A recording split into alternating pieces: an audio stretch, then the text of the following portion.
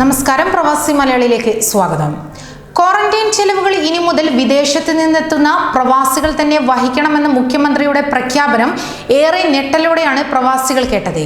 ഇതിനെതിരെ കടുത്ത പ്രതിഷേധം ഉയരുകയും ഒത്തിരി പേർ ഇതിനെതിരെ രംഗത്തെത്തുകയും ചെയ്തതോടെ അതിൽ ഇളവുകൾ വരുത്താൻ തീരുമാനിക്കുകയായിരുന്നു. എന്നാൽ പ്രവാസികൾക്കായി എല്ലാം സജ്ജമാക്കിക്കൊണ്ട് അവരെ ഇരുകൈയും നീട്ടി സ്വീകരിക്കുന്നതായി പറഞ്ഞ വാഗ്ദാനങ്ങൾ പാളുന്നതായുള്ള വാർത്തകളാണ് ഇപ്പോൾ പുറത്തു വരുന്നത്.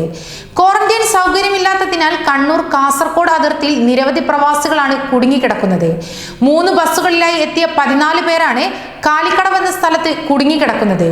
കുവൈറ്റിൽ നിന്ന് ഇന്നലെ രാത്രിയാണ് ഇവർ കൊച്ചി വിമാനത്താവളത്തിൽ എത്തിയത്. തുടർന്ന് ഇവരെ KSRTC ബസ്സുകളിലായിട്ടാണ് ക്വാറന്റൈൻ ചെയ്യുന്നതായി എത്തിച്ചത്. ഉച്ചയ്ക്ക് 12 മണിയോടെ 3 ബസ്സുകളും കാലിക്കടവെത്തി. എന്നാൽ പ്രാഥമിക സൗകര്യം പോലുമില്ലാത്ത സ്ത്രീകൾ അടക്കമുള്ളവരാണ് ഇവിടെ അകപ്പെട്ടത്. ഇന്നലെ രാത്രിയാണ് ഭക്ഷണം കഴിച്ചതെന്നും അതിനുശേഷം ഭക്ഷണം ലഭിച്ചിട്ടില്ലെന്നും പ്രവാസികൾ പറയുന്നു. ക്വാറന്റൈൻ സൗകര്യം ഇല്ലാത്തതല്ല, പരീക്ഷാ ഡ്യൂട്ടിക്ക് ആരോഗ്യ പ്രവർത്തകർ പോയതാണ് പ്രതിസന്ധിക്ക് കാരണമെന്നാണ് ADM വിശദീകരിക്കുന്നത്. ആരോഗ്യ പ്രവർത്തകർ എത്തിയ ശേഷം പ്രവാസികളെ പരിശോധിച്ച് കടത്തിവിടുമെന്നും ഇവർ വിശദീകരിക്കുന്നു. അതിർത്തിയിലെത്തിയവരെ അതാത് പഞ്ചായത്തുകളിൽ എത്തിച്ച് ക്വാറന്റൈൻ ചെയ്യുമെന്നും അധികൃതർ പറയുന്നു. ക്വാറന്റൈൻ സൗകര്യം മാത്രമല്ല, സുരക്ഷയിലും വൻ വീഴ്ച സംഭവിക്കുകയുണ്ടായി.